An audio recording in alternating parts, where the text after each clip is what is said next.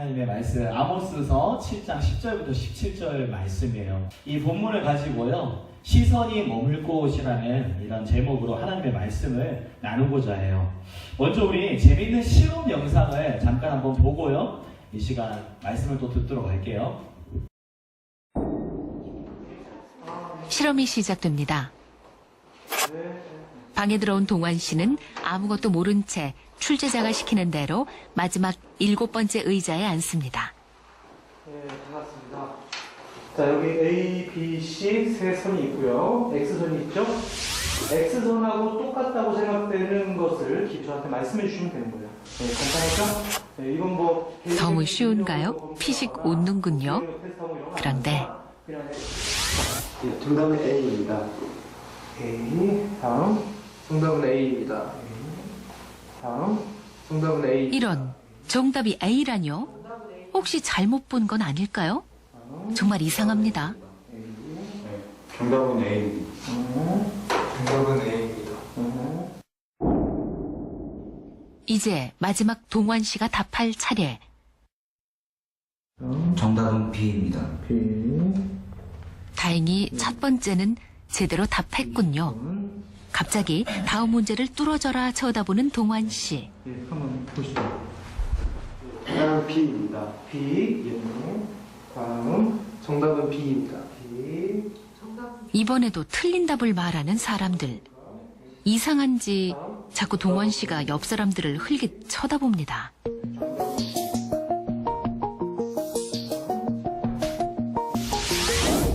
또 동원 씨가 대답할 차례군요. 이때 6명의 공모자는 미리 짠 대로 일제히 동원 씨를 쳐다봅니다.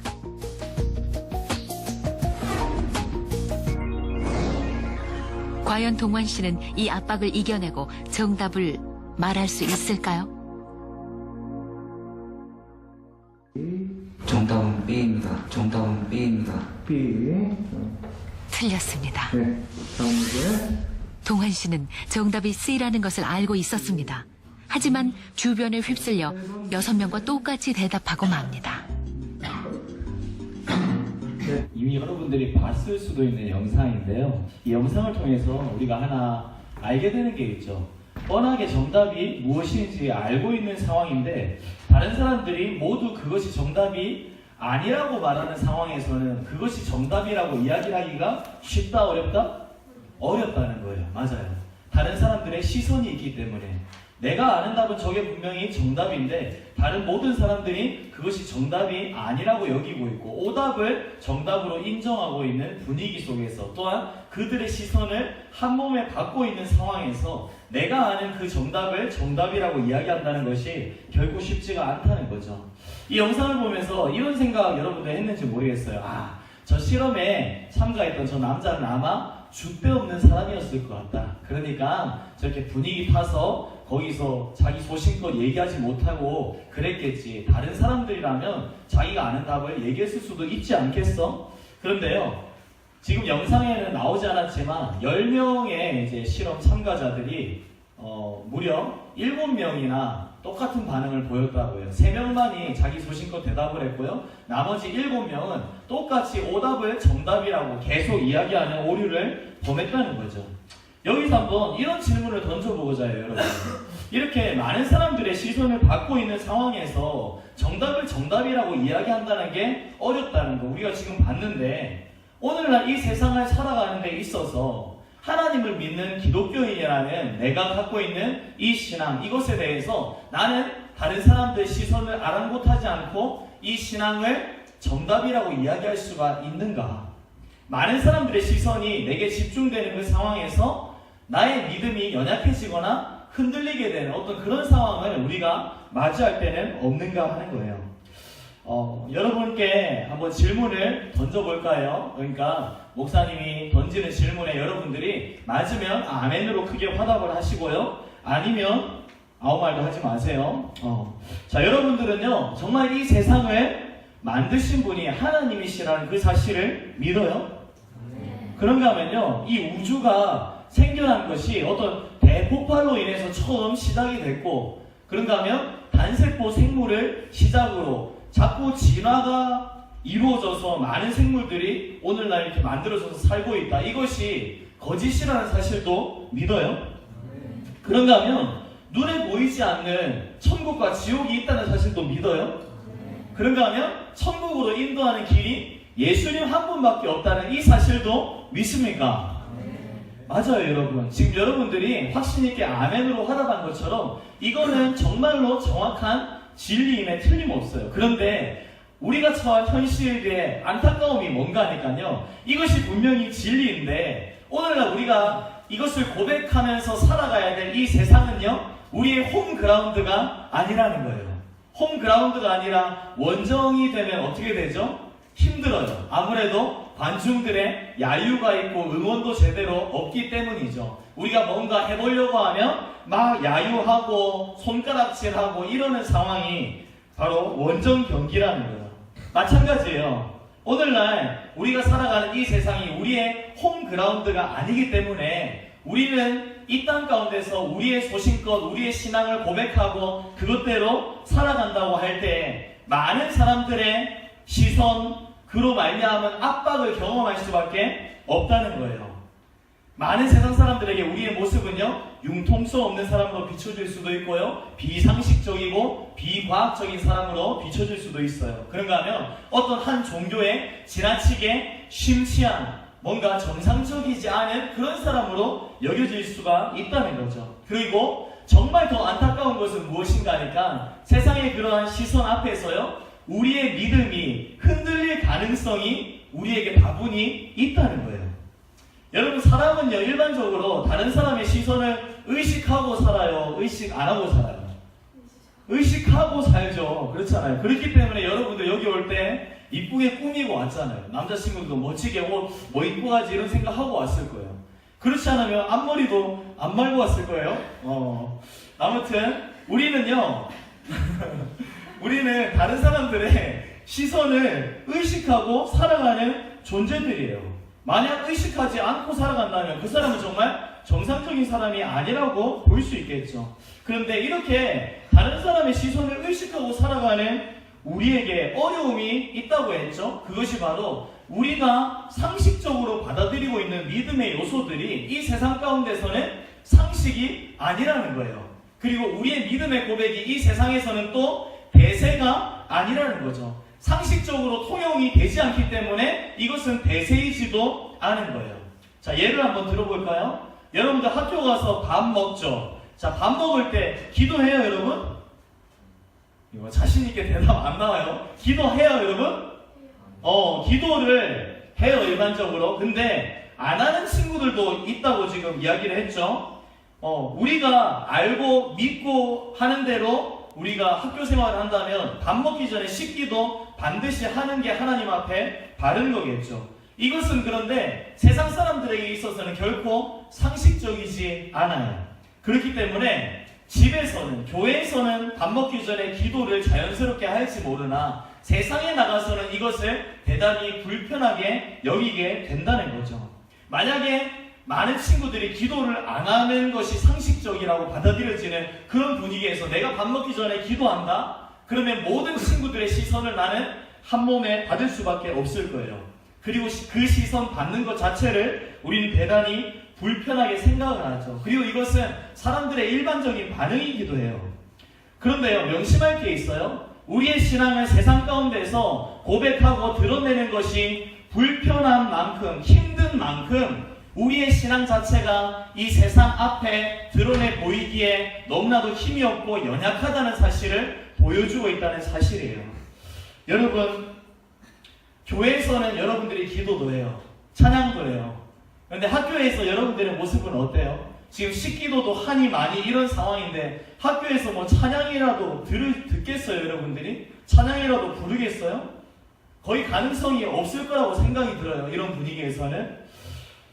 하나님을 믿지 않는 그런 사람들이 넘쳐나는 이 세상 가운데서 당당히 나는 그리스도인이다, 이것을 고백하는 것이 그만큼 어렵다는 것을 우리가 뼈저리게 느낄 수밖에 없는 거죠. 그리고 사실 이것을 당당히 드러내는 것 자체는 결코 쉽지 않은 일임에 틀림없어요. 그리고 정말 부끄럽지만 목사님도 여러분들 시절에 식기도를 떳떳하게 안 했어요. 어떻게 했냐면 가방에서 도시락을 이제 꺼내죠. 그럼 이제 도시락 꺼내려고 이제 상체를 숙이면서 1초 만에 기도하고 이렇게 딱 꺼내서 먹었어요. 그처럼 우리 신앙을 바깥으로 드러내고 표현한다는 게 쉽지 않다는 거죠, 정말로. 그런데요, 오늘 본문 말씀도 이런 맥락에서 우리가 접근하면 대단히 이해가 쉬울 수 있어요. 오늘 본문의 배경은요, 이스라엘이 가장 큰 전성기를 누리고 있던 때였어요. 당시 이스라엘이라고 하면요, 정치적으로 가장 막강하고 그리고 경제적으로 가장 부유한 그런 시기를 누리던 때였어요. 그런데 이런 화려한 겉모습과는 달리 속은 부정, 부패, 각종 도덕적 타락으로 완전히 썩어 있었던 것이 그들의 상태였다는 거예요. 종교에 관련된 모든 것들에도 위선과 가식이 넘쳐나는 어떤 그런 것들이 너무 많은 때였다는 거죠. 우리 오늘 본문은 아닌데 아모스 8장 4절부터 6절까지 우리 앞에 스크린을 보시고 당시의 시대 상황이 어떠했는지 한번 같이 보도록 하겠습니다. 시작! 가난한 자를 삼키며 땅에 힘없는 자를 망하게 하려는 자들아, 이 말을 들으라. 너희가 이르기를 월삭이 언제 지나서 우리가 곡식을 팔며 안식일이 언제 지나서 우리가 밀을 내게 할고 에바를 작게 하고 세계를 크게 하여 거짓 저울로 속이며 은으로 힘없는 자를 사며 신 한 켤레로 가난한 자를 사며 찌꺼기 밀을 팔자 하는도다.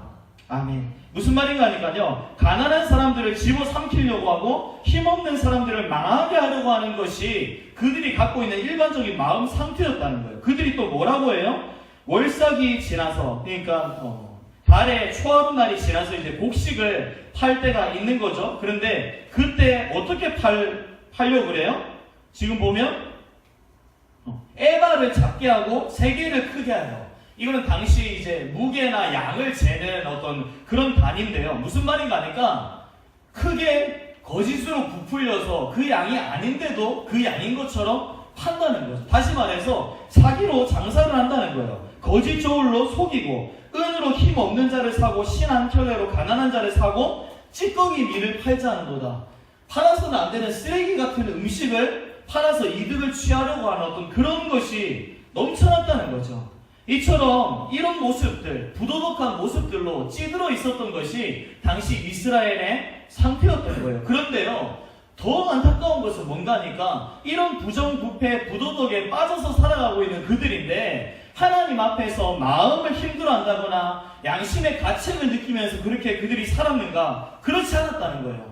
여전히 예배 드리고 그렇게 신앙생활 한답시고 살면서 나의 하나님, 나의 하나님, 나의 하나님은 내게 언제나 복 주시는 하나님이야. 우리 하나님은 항상 내 편이셔. 이렇게 생각을 하고 살아가고 있던 자들이었다는 거죠. 다시 말해서 신앙과 삶이 완벽하게 불일치하는 그들의 모습이었다는 거예요. 하나님을 의식하는 것 없이 자기 유익, 자기 욕심만을 쫓아서 사는 그런 자기 중심적인 삶이 바로 당시 이스라엘 백성들의 일반적인 모습이었어요. 그리고 이것은 당시의 대세였던 거죠. 바로 이때 하나님께서는요, 이스라엘을 향한 하나님의 말씀을 선지자를 통해서 선포를 하세요. 아모스 선지자에게 나타나셔서 그에게 하나님의 뜻을 알려주시고 이스라엘 백성들에게 하나님의 심판을 배어나올 것을 말씀하셨던 거죠. 그래서 아모스 선지자는 당시 곳곳을 다니면서요, 이러한 심판이 곧 주어지게 될 거다. 너네들 회개해야 된다. 회개 안 하면 다 망한다. 그렇게 선지자적 메시지를 던지고 다녔었어요. 자, 우리 아모스서 7장 8절 말씀 우리 한번 같이 읽어볼게요. 자, 우리 앞에 스크린 보시고 한번 읽을게요. 시작! 여호와께서 내게 이르시되 아모스야, 내가 무엇을 보느냐? 내가 대답하되 다림줄이니이다. 주께서 이르시되 내가 다림줄을 내 백성 이스라엘 가운데에 두고 다시는 용서하지 아니하리니. 아멘. 지금 여기서 다림줄이라는 게 나왔죠. 이 다림줄이라는 게 뭘까?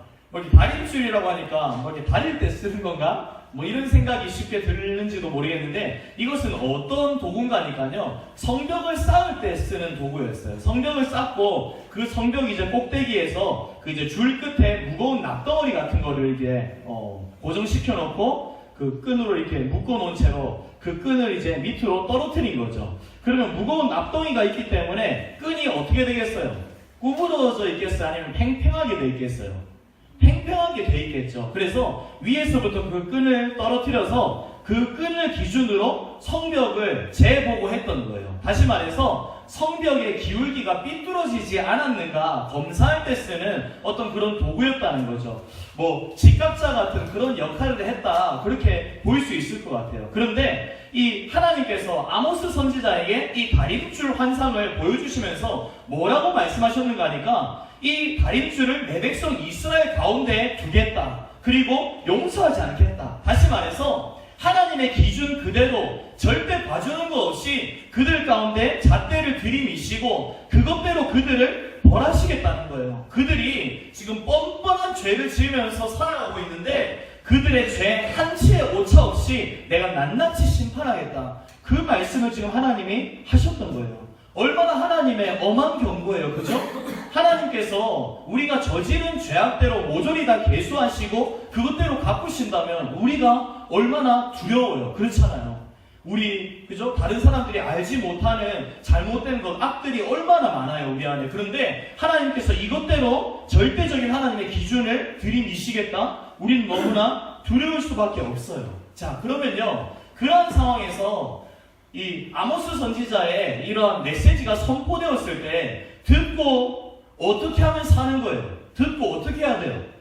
듣고 회개해야죠. 듣고 회개하고 돌이키고 모든 죄악을 버려버리고 우리가 잘못하고 있었다, 그런데 지금부터는 우리가 바로 가겠다, 그렇게 이야기를 하면 그때부터 사는 거죠. 그런데 그런 반응을 보이면 얼마나 좋겠었겠어요. 그런데 그 말을 듣고 그런 반응 보이지 않고 태클 거는 사람이 있었어요. 바로 그 사람이요, 오늘 본문에 나타나는 아마샤라는 사람이에요. 아마샤. 이 아마샤라는 사람은요, 당시 이스라엘 종교 지도자들의 대표격이라고 볼 수 있어요. 당대 대제사장이었거든요.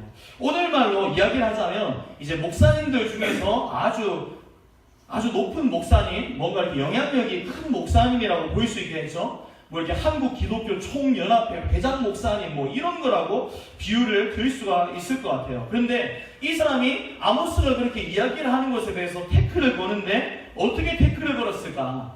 첫 번째로 당시 이스라엘 왕을 찾아가서 이렇게 이야기를 했어요. 우리 오늘 본문 10절 11절인데요. 목사님이 이해하기 쉽도록 쉬운 성경으로 좀 가지고 와봤어요. 우리 앞에 스크린을 보시고요, 우리 10절 11절 읽어봅시다. 시작. 베델의 제사장 아마샤가 이스라엘 왕 여로보암에게 사람을 보내어 이렇게 전했습니다. 아모스가 이스라엘 백성과 함께 왕에 대한 반란을 꾀하고 있습니다. 이 나라는 더 이상 그의 모든 말을 참을 수 없습니다. 아모스는 여로보암은 칼로 죽을 것이고 이스라엘 백성은 사로잡힌 채 포로로 끌려갈 것이다 라고 말했습니다. 이 당시에 이스라엘의 왕이 여로보암이라는 왕이었거든요. 그런데 여로보암이라고 하는 왕을 찾아가서 이 아모스가 지금 이 나라를 망하게 하려고 무슨 일을 꾸미고 있다, 그렇게 지금 이야기를 하고 있는 거예요. 그리고 아모스를 찾아가서는 또 뭐라고 얘기를 했는가? 우리 12절 13절도 같이 읽어볼게요. 시작. 이어서 아마샤가 아모스에게 명령하였습니다. 예언자야, 여기를 떠나라. 유다 땅으로 가버려라. 거기에 가서 예언하면서 벌어먹고 살아라. 다시는 이곳 베델에서 예언하지 마라. 이곳은 여로보암 왕의 거룩한 곳이요 이스라엘 성전이다. 이거 뉘앙스를 살려본 적 이래요.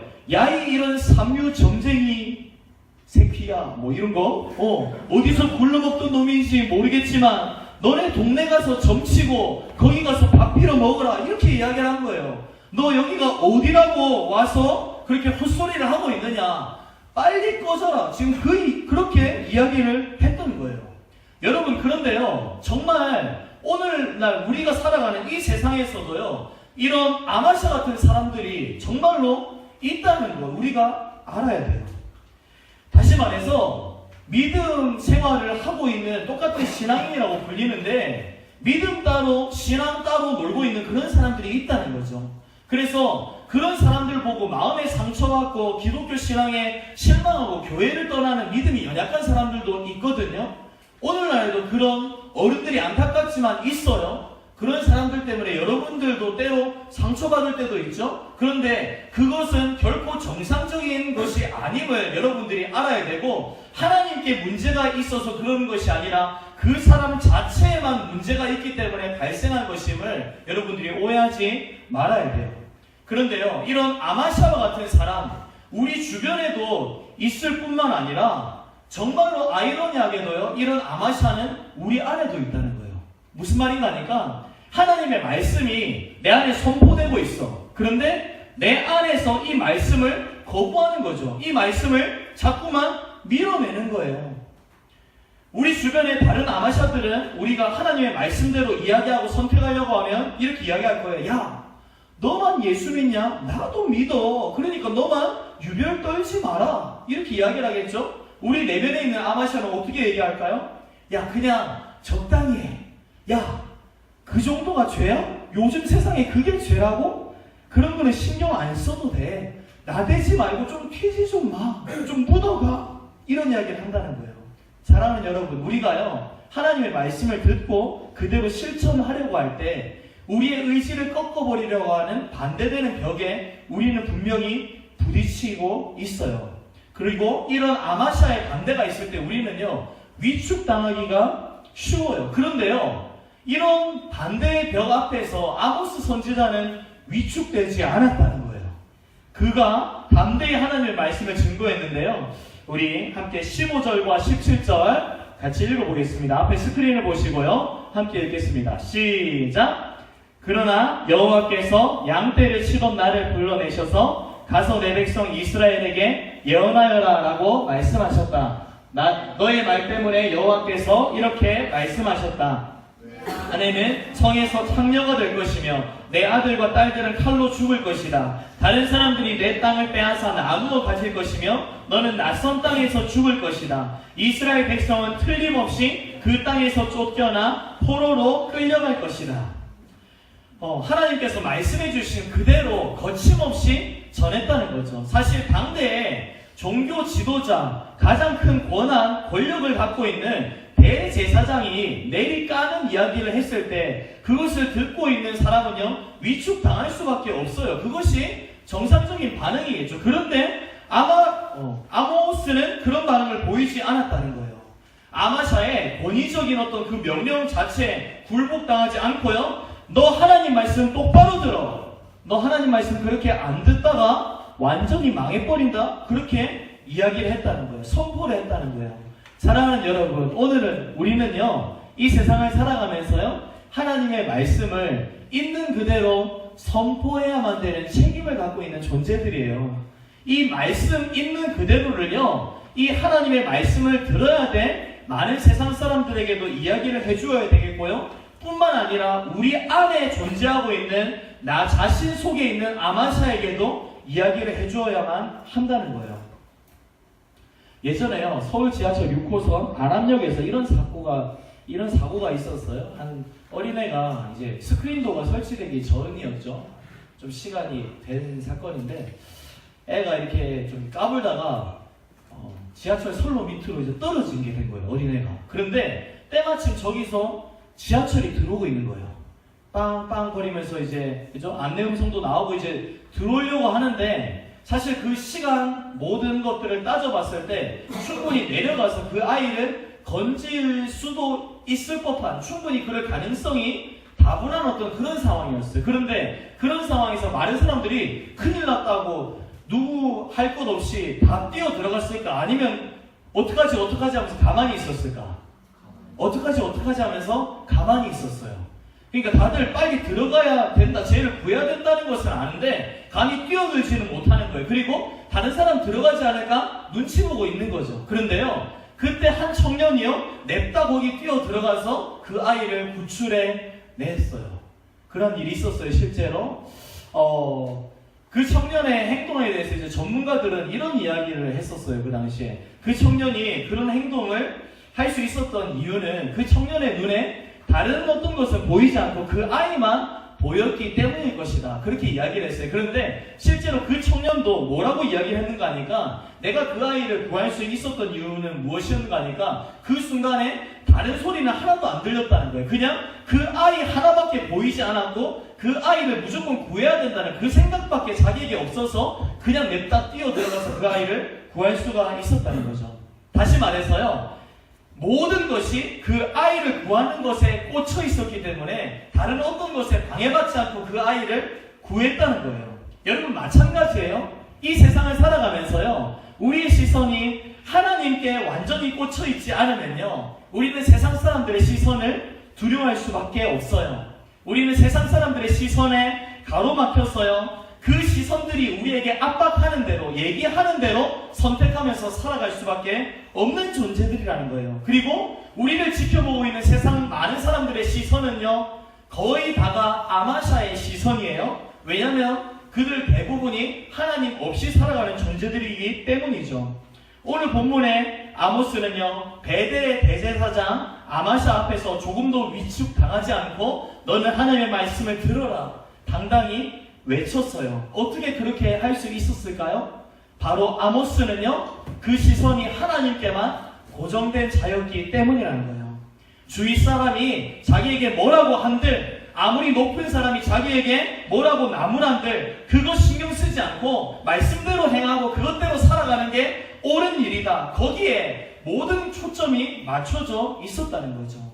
사랑하는 여러분, 오늘 설교를 시작하면서요, 대세를 거슬러서 옳은 것을 선택하는 것, 이것이 어렵다는 것을 알려주는 영상을 우리가 봤죠.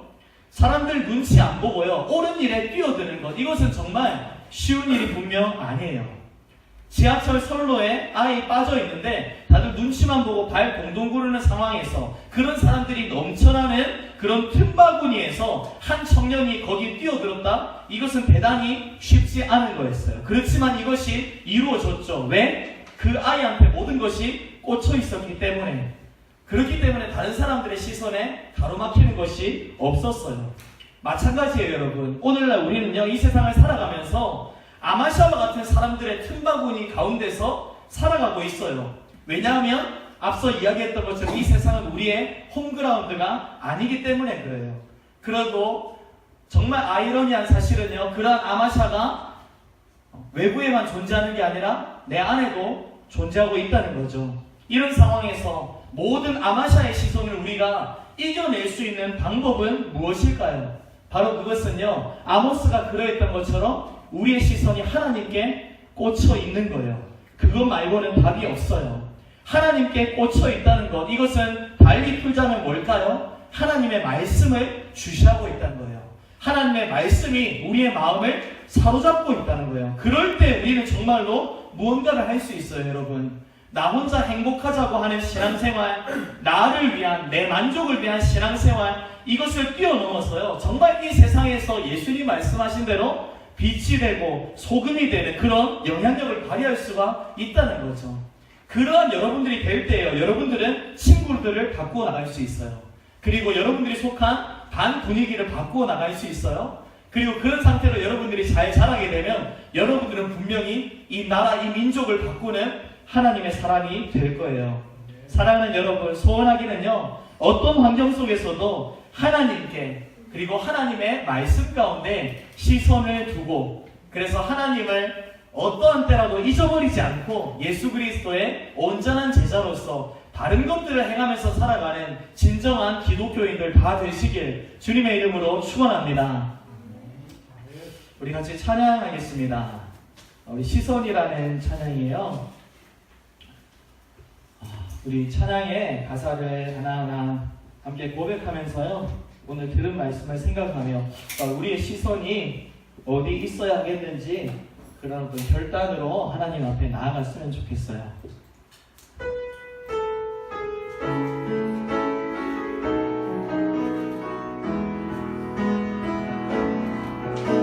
내게로 흩어들을 들어 주를 보기 시작할 때 주의 일을 보겠네.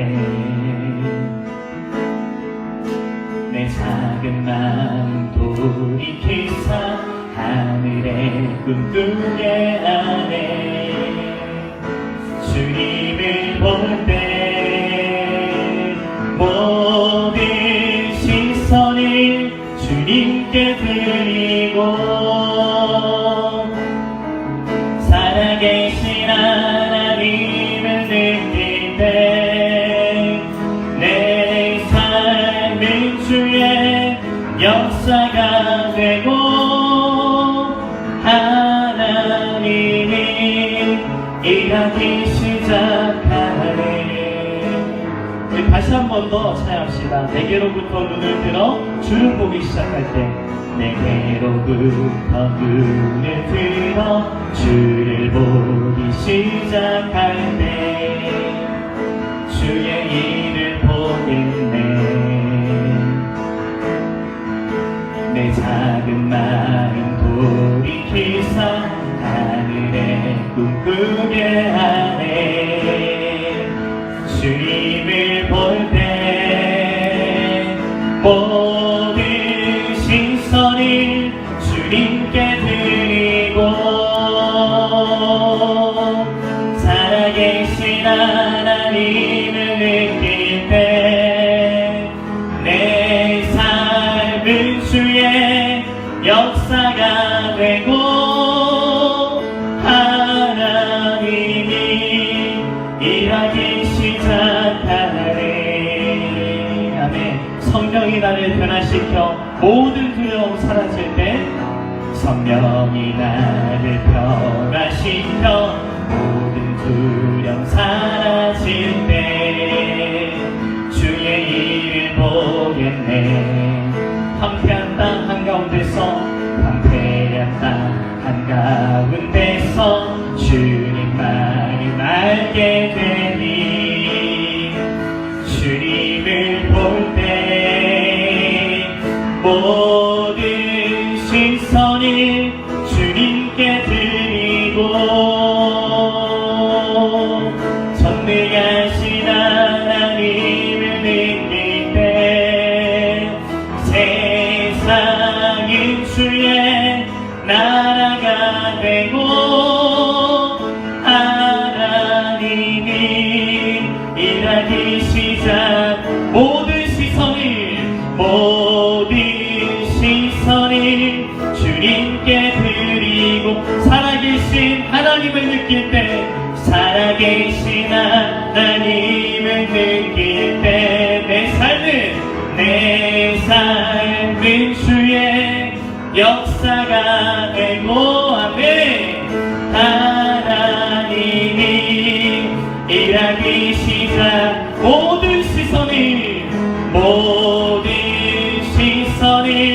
주님께 드리고 살아계신 하나님을 느낄 때 살아계신 하나님을 느낄 때 내 삶은 주의 역사가 되고 하나님이 일하기 시작하네. 여러분 이 시간 한번 들은 말씀 생각하면서 하나님 앞에 기도하면서 나아갔으면 좋겠어요. 여러분 오늘도요 이 예배 시간을 통해서요 여러분들 신령 가운데 선지자적 음성은 이미 울려 퍼졌어요. 오늘날 이 시대 가운데 필요한 하나님의 말씀으로 하나님은 분명 깨우쳐 주셨어요. 이 시간 통해서 여러분들이 이 말씀을 어떻게 받겠어요? 아마샤와 같이 반응하겠어요? 아니면 듣고 사는 인생의 걸음을 걸어 나가겠어요? 여러분들의 몫이에요. 여러분 그런데요 무엇이 다른 반응인지 알고 있음에도 불구하고 그것이 대세가 아니라고 그 잘못된 대세에 묻어가는 그런 태도를 같이 따라가면 안 돼요. 여러분 그러면 망하는 거예요. 이 나라 망하는 길로 가고 있을 때 저 망하는 길에 반대하는 게 대세가 아니기 때문에 나도 그냥 반대 안 해야지 이렇게 가면 이제 망하는 거예요. 그 사람. 여러분 우리 하나님의 말씀은요 분명히 진리예요. 다만 이 진리를 고백하며 살아가는 이 땅이 우리의 홈그라운드가 아니라서 우리는 외로울 때 있어요. 많은 사람들의 눈총을 받아야 될 때 있어요. 그렇지만 여러분 저와 여러분들의 시선을 하나님께 주목해야 돼요. 하나님께 꽂아버려야 돼요. 그때 우리는요 말씀대로 선택하면서 살아갈 수 있는 능력 있는 그리스도인이 되는 거예요. 그 사람이 세상을 바꿀 사람이에요. 그 사람이 하나님 장차 들어 쓰시려고 주목하고 계시는 사람이에요. 우리 시간 그런 것들을 생각하면서 하나님 정말 이 세상을 살아갈 때 정말 소수에 국한되어 있는 것만 같은 어떤 그런 형국이라 할지라도 하나님 말씀에 근거해서 바른 것 내가 선택하고 그것 당당히 고백할 수 있는 믿음의 용기 주시라고, 이것 익히 위해서 내 시선이 하나님께만 꽂혀있게 해달라고, 다른 친구가 나를 어떻게 생각하는가 두리번거리면서 그렇게 어중이로 세상 살지 않게 해달라고, 우리 한번 그런 기도의 제목을 가지고요 우리 한번 주의 성을 한번 부르고 기도하며 나갈 수 있도록 하겠습니다. 주여,